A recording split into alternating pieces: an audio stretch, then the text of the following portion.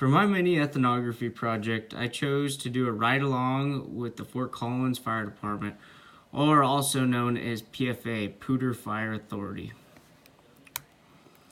So some of the things I'm going to be talking to you about today is first, why I chose to do a ride-along with the fire department.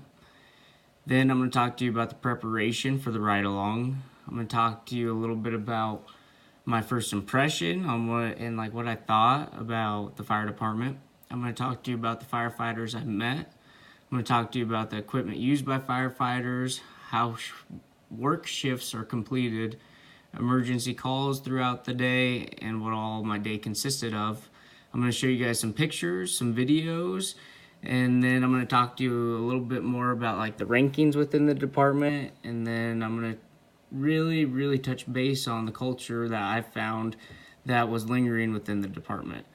I'm going to discuss my interview with my brother, and he's a firefighter as well, and then I'm going to give you some of my thoughts about the whole deal.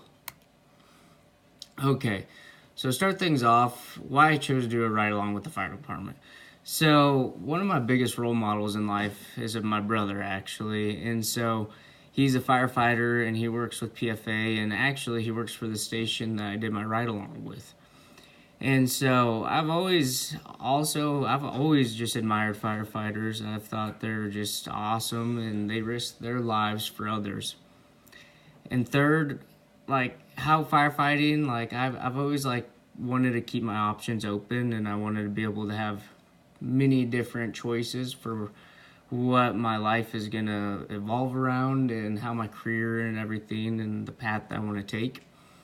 And so I really think, I was thinking at the beginning like how firefighter could be a possible career choice for me. Okay, so this is how I prepared for the ride-along. Honestly, most of the research that I did and I found online was not very helpful for me. It seemed like a lot of it like really just didn't hit home base, essentially, with giving me the information that I was needing in order to be ready to go for this ride-along. And it wasn't answering too many questions about how the culture worked within the department, and it was vague. It was very vague, to say the least. And so most of my information I had gained from my brother, and he broke everything down for me. He talked to me about the trucks, like how things work within the department, just so I had kind of a idea of what was going to be going on during this ride-along. And my brother, it was kind of cool. He gave me a really good suggestion to bring the firefighters donuts for my ride-along day, because like who doesn't love donuts? But I definitely got some brownie points with that, and I'll touch base on that here in just a few slides. So this is the ride-along day, September 24th. And I'm going to talk to you a little bit about what my first impression of the department was. And so how things started off, so I woke up at 5:30. I was up bright and early and getting myself ready to go for the day, and just making sure I was going to be there to the department on time by 7. And I was nervous, to say the least. Like I was pretty antsy, and I didn't know what to really quite expect, because my brother wasn't going to be there, and I was just going to be with a bunch of people that I've met before, but I didn't know on a very personal level. So I got ready, and then as I had said earlier about my brother suggesting for me to go get some donuts, I went and got 3 boxes of Winchell's donuts. And so here comes my first impression. So I was walking up to the fire station, and I rung the doorbell, and here comes Captain Champlin to answer the door. And it was real funny because I had all the donuts in my hands, and his eyes just got huge as soon as he saw those. I think he was pretty excited. It was weird because he told me, he was like, "Why'd you get so many donuts? Don't get so many next time. You're going to make us all fat." But I don't know. I really think they enjoyed that. And then when we were walking through the department, I had met a couple other people, which I'll talk about here in a few too. But I noticed like how clean the department was. Like cleanliness, it seemed like was a big like deal around the fire department. Everything was shiny, it was in its place, and it didn't seem like anything was necessarily out of whack. And what else I gained from like my first impression is that it was a very welcoming feeling. It just seemed like I was basically just walking into someone's home for the first time, and I don't know, it was like doors open and whatever I needed was there. Okay, so I'm gonna talk to you about some of the firefighters I met and spent the day with. So the first one was Captain Champlin, which he was the first person I met walking through the doors, and I'd met him actually the day prior, but I'll talk to you about that story here in a minute. And then I met firefighter Lindsay Niles, and then driver operator Arturo Gallegos. And so I'm going to share some information with you about the firemen and firefighters that were at this department. So Captain Champlin is 60 years old, and he's been with Poudre Fire Authority for over 20 years. He is from Arvada, Colorado, and I don't know if have you ever met someone that has just a total leader vibe to him? Well, if you can imagine, that's exactly what this gentleman had to him. Captain Champlin was just like someone's respect who I wanted to just gain right away. And he was just honestly one of the nicest guys I've ever met. But he was a guy that I knew I had to watch my words with and make sure what I was doing was correct. And I was always just being careful and courteous and stuff, because I don't think you'd want to make Captain Champlin mad. Okay, and then the next firefighter I met was driver operator Arturo Gallegos. So Arturo is 36 years old, and he's from Chihuahua, Mexico, actually. And when talking to him, firefighting wasn't like his first pursuit of what he was going for a career choice. He was kind of doing some other things, but he ended up finding home at PFA about 15 years ago. So ever since then, he said he's just loved it. And as I had said about Captain Champlin, driver operator Arturo also made me feel right at home as well. He was always answering all my questions I had about the fire trucks and the equipment that they would be using during emergency situations. Anything I needed, it seemed like he had me covered. And next, I don't know, I thought it was really cool that he actually made me some breakfast. And so now the last firefighter I met was Lindsay Niles. So Lindsay Niles, she was a younger lady. I don't know her age quite for sure. And but she just actually started with PFA, so she just got out of her grace period, basically, of which she actually became a firefighter. And so she's been with PFA for about a year now. And firefighter Niles was just extremely welcoming to me. She was talking to me, and it didn't seem like there was any awkward silence between us. She always kind of kept talking to me throughout the whole day. And something that I thought was really funny with her is that she actually started out as an attorney. And then she just was not having it as being an attorney, so she decided to become a firefighter. And when I asked her, I was like, why would you go from making so much money to doing, risking your life in order to, help out others? And she said, well, just that. It's she was she enjoys putting other people before her, and it was her calling, basically. And so after I met all the firefighters, I got to learn about some of the equipment all the firefighters use. So Arturo kind of showed me around and showed me how everything worked, and I learned about a few of the things, like the engines and brush trucks, over from Harrison with when I was doing my research in the beginning for this whole deal. And then I also learned about halogens from another source, Deepa Salzberg. And so now I'll talk about some of the things. So the engines and brush trucks. So the engine, so the main engine we were riding in, so it wasn't necessarily a ladder engine, but it was just a rescue engine, to say the least. They had all the stuff they need there, but it wasn't a ladder engine or anything. And then they had brush trucks there, and brush trucks are used for wildland fires or to bring extra water in for an emergency situation. And then Arturo, he showed me some of the extrication tools. So he was showing me the jaws of life and couple different things like that, and those tools were pretty spectacular. They're all ran off a battery, but somehow can split a car in half. And then I talked to Arturo a little bit more about how the hoses worked and the different lengths they use and how much pressure can be in each hose. And then he kind of showed me around the axes and stuff that they used for like breaching doors and stuff. But one of the main things they said they use is the halogen. So it's like an axe, like pry bar, pick deal, all in one. And so they use that to breach doors and get into places where if a door's locked or something. And then finally Arturo showed me like their air packs and what they have to use when they like go in for an actual like structure fire or something. So he showed me the mask they have to wear and keep on at all times during that.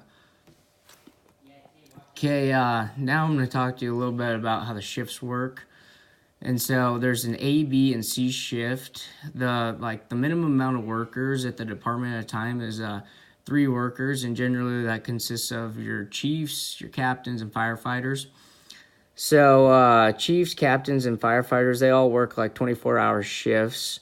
Then they get 3 days off. So they go a day on, so they work 24 hours, get 24 hours off, work 24 hours, get 24 hours off, work another 24, and then they get 3 days off.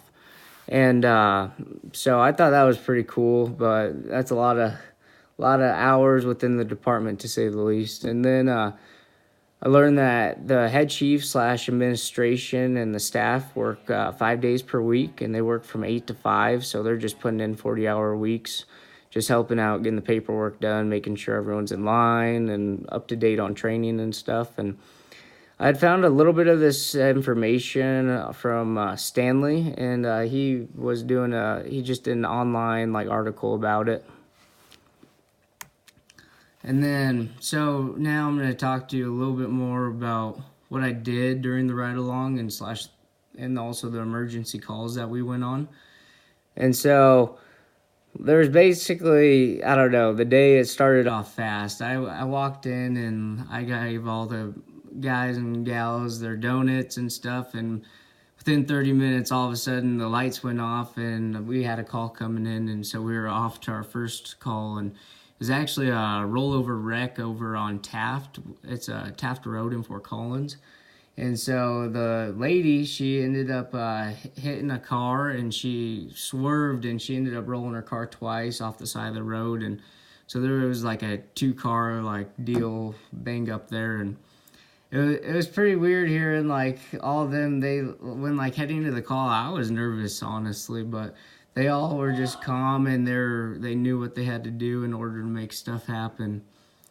And so the next thing we got a call on is like, so we went out to the first call, and then we were on our way back to the station. And on our way back, we got a call for a possible structure fire.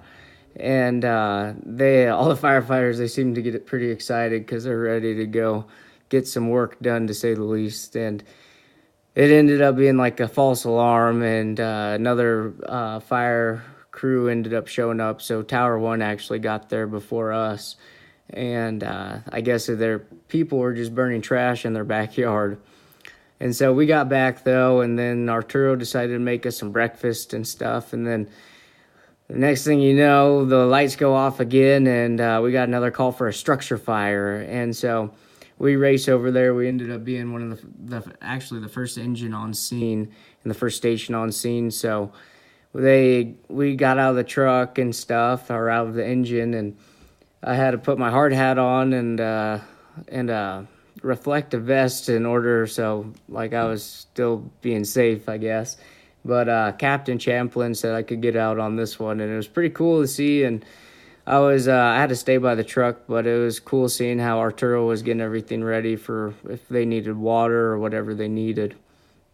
And it ended up just getting called off because there was just some like faulty wiring in the garage, and it like caused like a little deal, but they're able to get it all fixed and cleaned up real quick.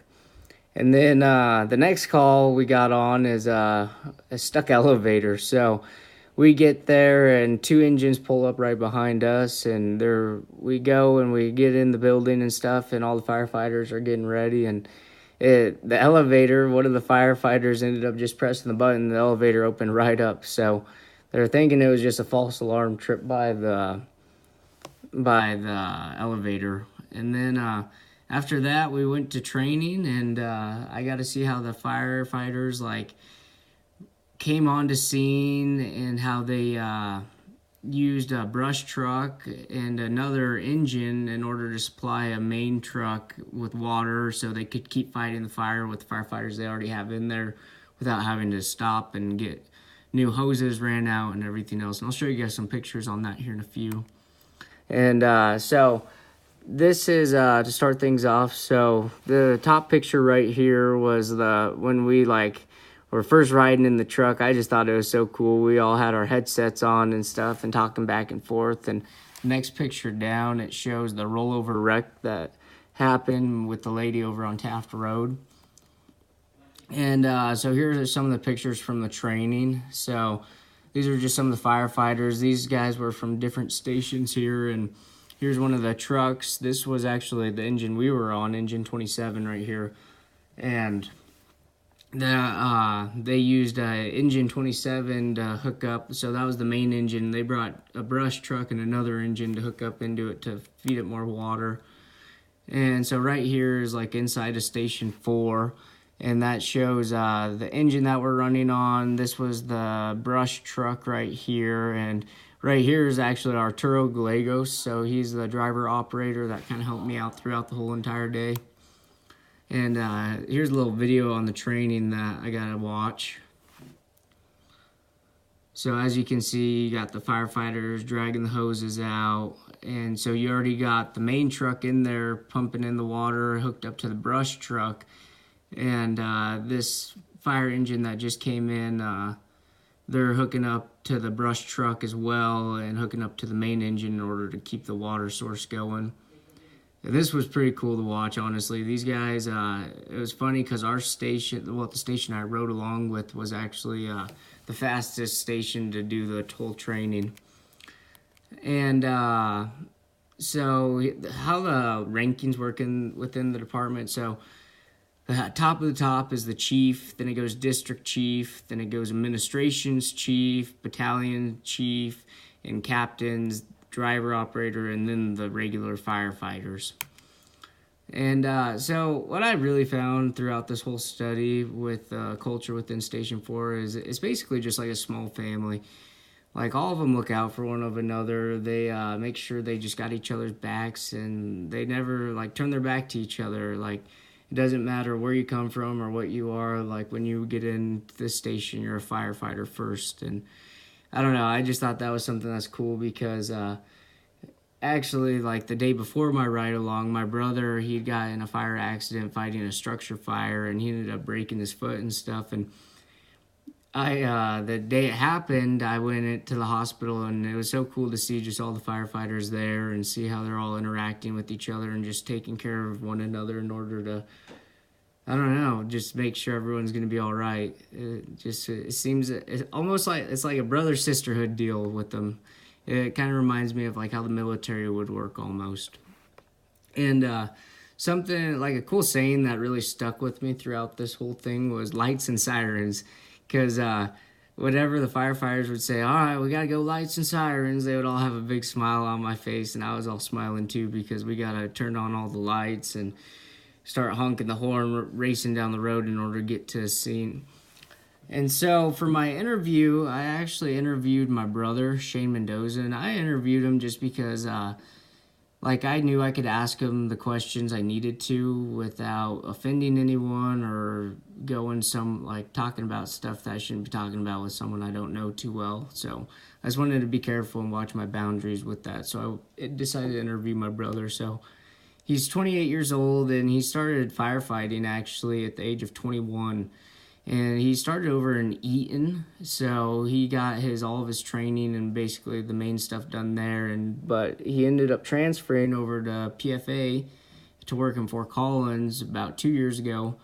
And so, I don't know, so he just started permanently working with Station 4 actually. And so he loves it, though, to say the least. But so some of the things I asked him, I said, like, how do you guys always have such a positive attitude while dealing with tragedies all the time?